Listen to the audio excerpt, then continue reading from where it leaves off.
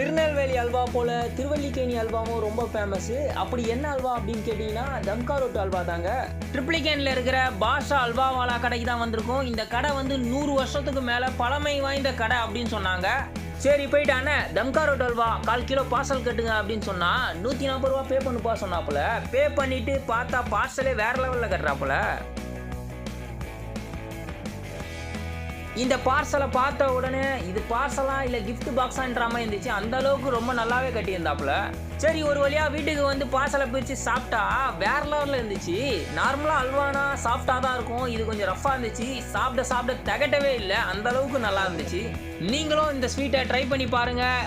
Already இந்த ஸ்வீட்டை சாப்பிட்டவங்க எப்படி இருந்துச்சுன்னு சொல்லிட்டு கமெண்ட் பாக்ஸில் கமெண்ட் பண்ணுங்கள், லைக் பண்ணுங்கள், ஷேர் பண்ணுங்கள். மோத்தி விலாக்கு சப்ஸ்கிரைப் பண்ணுங்கள். மறக்காமல் பெல் பட்டனை கிளிக் பண்ணுங்கள்.